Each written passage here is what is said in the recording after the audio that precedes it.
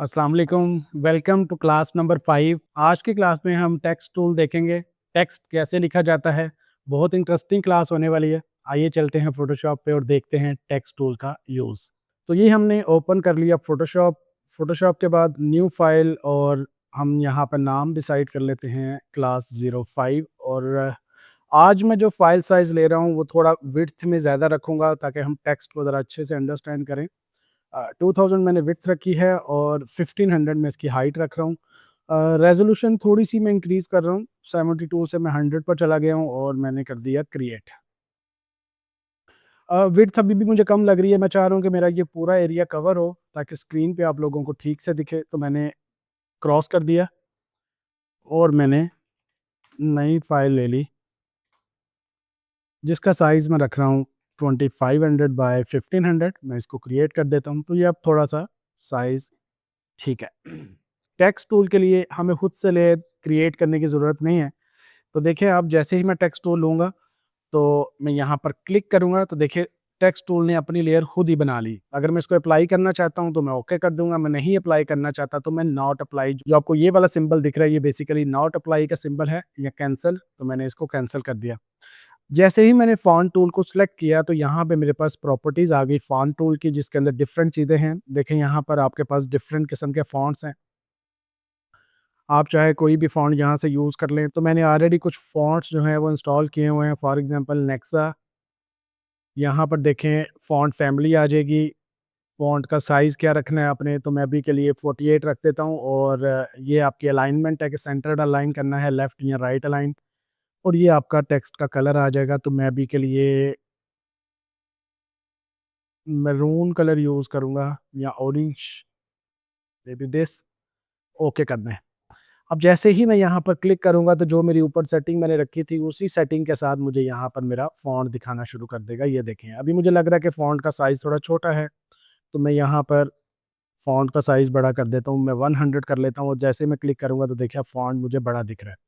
तो मैं यहाँ पर लिख लेता हूँ ग्राफ़िक, एंटर प्रेस करूँगा और मैं लिख दूँगा डिज़ाइन। तो ये कुछ इस तरीके से मेरे पास ये फ़ॉन्ट आ गया। अब देखें यहाँ पर अगर मुझे इस फ़ॉन्ट के अंदर कोई भी चेंजेस करनी है, उसका तरीकाकार क्या है? आप क्या करेंगे, वापस फ़ॉन्ट पे चले जाएँगे। याद रखना है कि मूव टूल से मैंने इस फ़ॉन्ट को ऑलरेडी सिलेक्ट किया हुआ है। मैं अब फ़ॉन्ट टूल पे आऊँगा जब, तो यहाँ से मैं इसका कलर चेंज करूँगा तो इसका कलर चेंज हो जाएगा। ये देखें आप। साइज़ अगर मैं इसका चेंज करूँ तो इसका साइज़ भी चेंज हो जाएगा। पॉइंट यहाँ पर ये है, अगर मैं इस फ़ॉन्ट को सिलेक्ट करके ये वाला टूल यूज़ करूँगा तो ये चेंजेस एप्लीकेबल होंगी। फॉर एग्ज़ाम्पल अगर मैंने इसको सिलेक्ट नहीं किया, मैं बैकग्राउंड लेयर पे हूँ और अब अगर मैं इस टूल को पकड़ूँगा और मैं अगर कलर चेंज करूँगा तो ये कलर चेंज नहीं होगा। उसकी रीज़न ये है क्योंकि मैं इस लेयर पर ही नहीं हूँ, मैंने फ़ॉन्ट को सिलेक्ट ही नहीं किया हुआ। तो फ़ॉन्ट को सिलेक्ट करना ज़रूरी है, फिर उसके बाद आप इसका कलर जो है वो चेंज कर सकते हैं। तो मैंने इसका कलर चेंज करके थोड़ा-सा लाइट कलर यूज़ किया, यानी कि ये वाला कलर। फ़ॉन्ट की इसके अलावा भी प्रॉपर्टीज़ हैं, आप चले जाएँ विंडोज़ पर और यहाँ से आप खोल लें कैरेक्टर्स। यहाँ पे आपको 2 चीज़ें दिख रही हैं, कैरेक्टर्स और पैराग्राफ्स, और ये कुछ और चीज़ें हैं। ये जो शुरू में जिस तरीके से हमारे पास ये चीज़ें आ रही थी, ये वो वाली हैं, प्रॉपर्टीज़ भी हैं।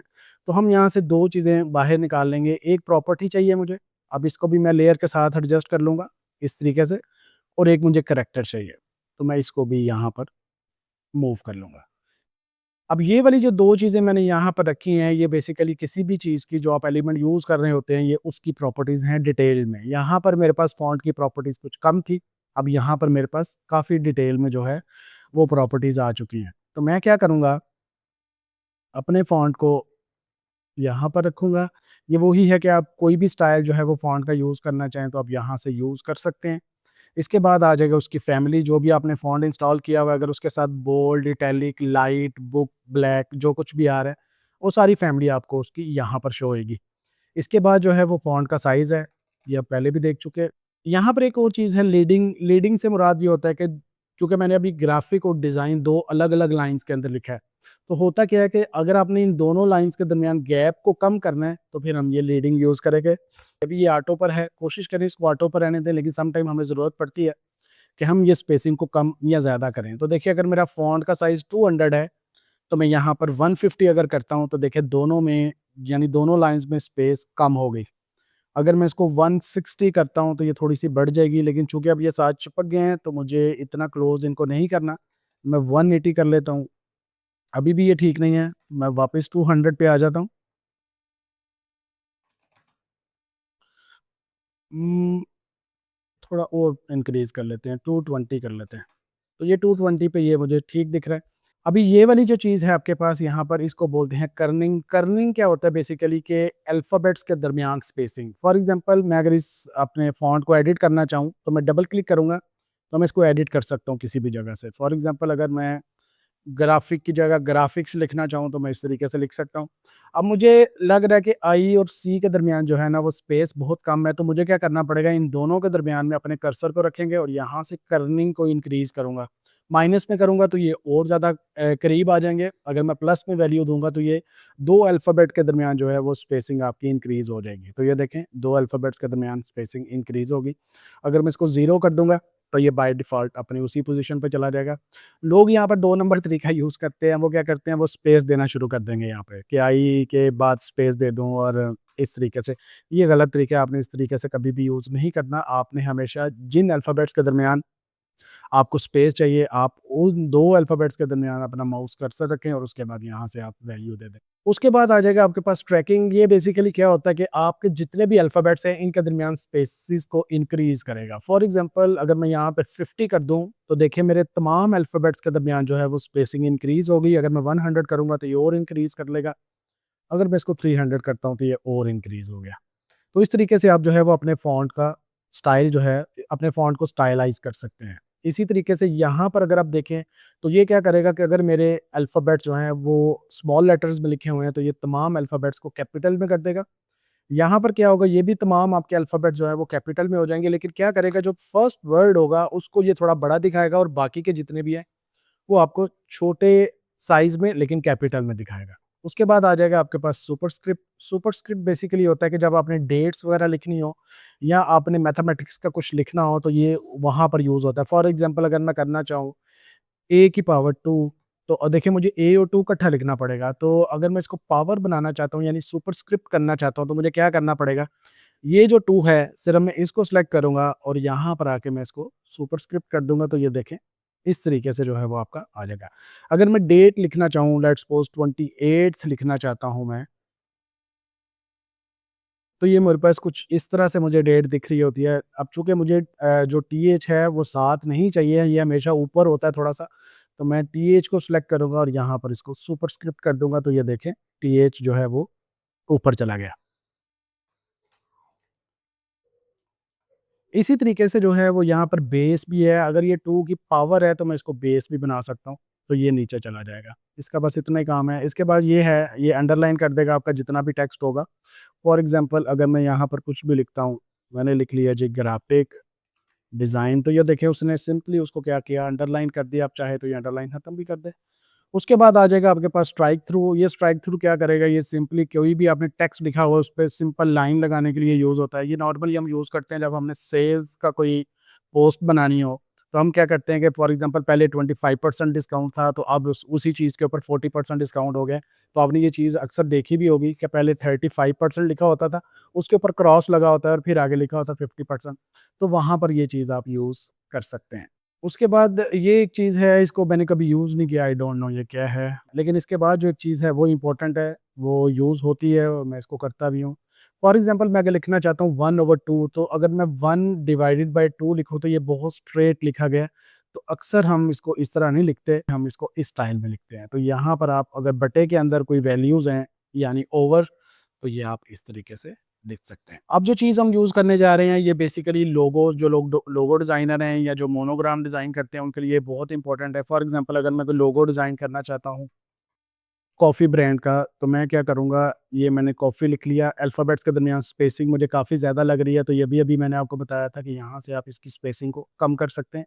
میں نے یہ اسپیسنگ کم کر دی. یہاں پر آپ کو کچھ شیپس دکھ رہی ہیں، یہ دیکھیں. تو مجھے یہاں سے لینا ہے سرکل. تو میں کیا کرتا ہوں، یہ بھی اپنی لیئر خود ہی بنائے گا، دیکھیے گا ذرا. تو یہ دیکھیں اس نے اپنی لیئر خود بنا لی. مجھے اس کو الگ سے لیئر لینے کی ضرورت نہیں پڑی، تو میں کیا کروں گا، واپس اسی ٹول پہ جاؤں گا، اور یہ ہے آلریڈی فل ہوا ہوا، مجھے فل نہیں چاہیے۔ یہ والا جو سمبل ہوتا ہے یہ بیسیکلی ہوتا ہے کہ آپ نے اس کا فل ختم کرنا ہے، تو یہ دیکھیں بلیک کلر اندر سے ختم ہو گیا، اور یہ اس کا سٹروک ہے، سٹروک کا مطلب ہے آؤٹ لائن، تو دیکھیں سرکل کی صرف آؤٹ لائن رہے گی، آپ چاہیں تو آؤٹ لائن کا کلر چینج بھی کر سکتے ہیں۔ تو ابھی یہ ریڈ کلر کی آؤٹ لائن آ چکی ہے، واپس میں اسی پر جاؤں گا، میں اس کا کلر واپس چینج بھی کر سکتا ہوں۔ سوری، اس کو پہلے سلیکٹ کریں آپ، اور پھر آپ اس کا کلر چینج کریں گے، تو دیکھیں یہ واپس بلیک ہو گیا۔ اب یہ میں نے کیوں یوز کیا ہے، بیسیکلی میں اپنا ٹیکسٹ جو ہے وہ اس شیپ میں لکھنا چاہتا ہوں، یعنی راؤنڈ میں۔ تو راؤنڈ شیپ میں اپنے ٹیکسٹ کو لکھنے کے لیے ضروری ہے کہ آپ پہلے راؤنڈ شیپ بنائیں، جو کہ یہاں پر آلریڈی گیون ہے، انہوں نے دی ہوئی ہے، آپ انہی کا یوز کریں گے۔ اب میں کیا کروں گا، یہ جو فونٹ یہ میں نے ویسے ہی پہلے لکھا تھا، لیکن اب میں اس کو دوبارہ سے لکھوں گا۔ آپ نے کیا کرنا ہے، اس کو سلیکٹ کرنا ہے، فونٹ پہ آئیں گے، اور یہاں پہ آپ کسی بھی جگہ پہ اگر میں کلک کرتا ہوں تو دیکھیں آپ کو یہ کچھ اس طرح سے آپ کا فونٹ دکھائے گا۔ تو میں اگر یہاں پر آ کے کلک کرتا ہوں تو اب میں لکھ سکتا ہوں کافی۔ میں اس کو تھوڑا سا چھوٹا کر دیتا ہوں، میں نے کنٹرول اے کیا ہے تاکہ یہ سارے کا سارا سلیکٹ ہو جائے، اور یہاں پر آ کے میں اس کا سائز کم کر کے 100 کر دیتا ہوں، اور میں لکھ دیتا ہوں کافی شاپ۔ دوبارہ سے سلیکٹ کریں اور یہاں پر آ کے تھوڑی سی اس کو اسپیس دے دیں۔ تو اس طریقے سے آپ کبھی بھی آپ کو راؤنڈ میں فونٹ چاہیے تو آپ اس طریقے سے اس کو یوز کر سکتے ہیں۔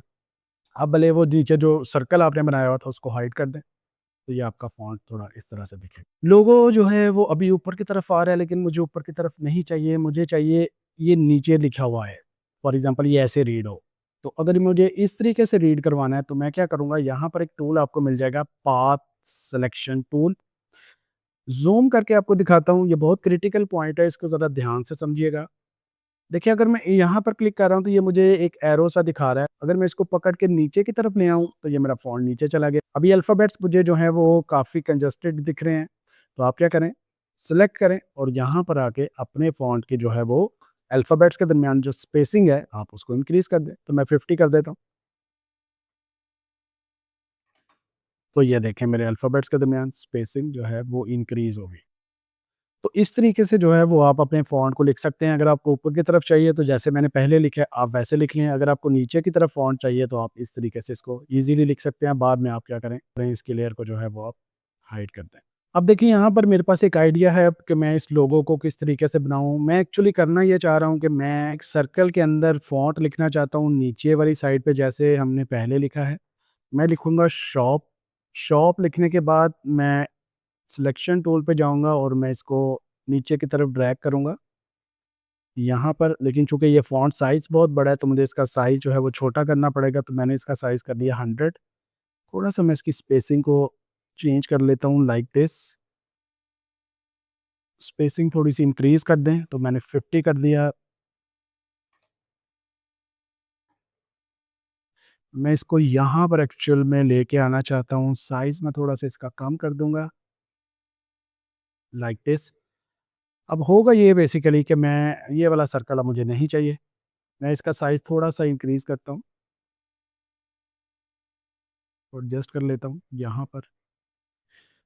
کرنا یہ ہے کہ ابھی یہ والا جو ایریا ہے، یعنی جب میں اپنے فونٹ کو یہاں پر ایڈجسٹ کروں گا تو مجھے یہ جو ڈبل ای ہے یہ اتنا کٹا ہوا دکھنا چاہیے۔ میں نے آپ کو شروع میں ایک چیز بتائی تھی، جب سلیکشن والے ٹولز ہم نے سٹارٹ کیے تھے تو میں نے کہا تھا کہ سلیکشن جو ہے وہ کسی بھی آبجیکٹ کو یا کسی بھی امیج کو کاٹنے کے لیے بھی یوز ہوگی۔ تو اب چونکہ ہمارے پاس یہ فونٹ لکھا ہوا ہے تو مجھے اس کو کاٹنا ہے، تو دیکھیے گا ذرا، اگر میں سرکل لیتا ہوں اور میں یہ ڈبل ای کو کاٹنے کی کوشش کروں گا، کیونکہ میں آلریڈی اسی لیئر پہ ہوں، تو میں ڈیلیٹ کا بٹن پریس کرتا ہوں تو یہ نہیں کاٹے گا۔ اس کی ریزن یہ ہے کہ میرے پاس جو بھی فونٹ ہے وہ ایز اے شیپ نہیں ہے، جو فونٹ والا سٹائل ہے اس سے باہر آ کے اس کو شیپ میں کنورٹ کرنا پڑے گا۔ تو میں کیا کروں گا، سمپلی یہ کافی پہ رائٹ کلک کروں گا اس کی لیئر پہ، اور یہاں پر دیکھیں لکھا ہوگا ریسٹرائز لیئر یہاں پر، تو یہ دیکھیں میں نے اس کو ریسٹرائز کر دیا۔ اب یہ فونٹ نہیں رہا، اب میں اس کے اندر کوئی بھی چینجز نہیں کر سکتا۔ اب یہ کیا بن چکا ہے، میرے پاس شیپ بن چکی ہے۔ اب اس شیپ کو میں کیا کروں گا، سرکل سے میں نے سلیکشن بنائی اور میں نے اتنا حصہ اس کا کاٹ دیا۔ اب وہ جو میں نے شاپ لکھا ہوا تھا اس کو میں یہاں پر لے آیا، میں اس کا سائز تھوڑا سا کم کر دیتا ہوں اور میں نے اس کو یہاں پر ایڈجسٹ کر دیا، تو یہ دیکھیں ایک بڑا اچھا سا آپ کے پاس جو ہے وہ لوگو بن گیا۔ अब अगर मैं इसका कलर चेंज करना चाहूँ तो वो थोड़ा टफ हो जाएगा। अगली क्लास के अंदर मैं बताऊँगा कि अगर कोई फ़ॉन्ट को आपने शेप में कन्वर्ट कर दिया है और उसकी अगर आपने कटिंग कर दी और बाद में उसका कलर चेंज करना हो तो कैसे करेंगे? ये इंशाअल्लाह ताला हम जो है वो नेक्स्ट क्लास में देखेंगे। इस क्लास के लिए आपकी प्रैक्टिस ये है कि आप डिफरेंट किस्म के फ़ॉन्ट्स का यूज़ करें, इंटरनेट से फ़ॉन्ट्स को डाउनलोड करें। गूगल पे जाके आप सिंपली फ्री फ़ॉन्ट्स लिखें तो आपको फ्री फ़ॉन्ट्स, गूगल के फ़ॉन्ट्स बड़े अच्छे मिल जाएँगे। आप वहाँ से फ़ॉन्ट्स को डाउनलोड करें, वो फ़ोटोशॉप के अंदर आपको खुद ब खुद शो होना शुरू हो जाएँगे। डिफरेंट फ़ॉन्ट्स लेके उनसे लोगोज़ की कोशिश करें, लोगो बनाने की, जिस तरह अभी एक छोटा-सा लोगो मैंने बनाया आपके सामने। तो इस तरीके से अगर आप कोशिश करें तो आप बहुत अच्छी चीज़ें बना लेंगे। मिलते हैं अगली क्लास में। Thank you.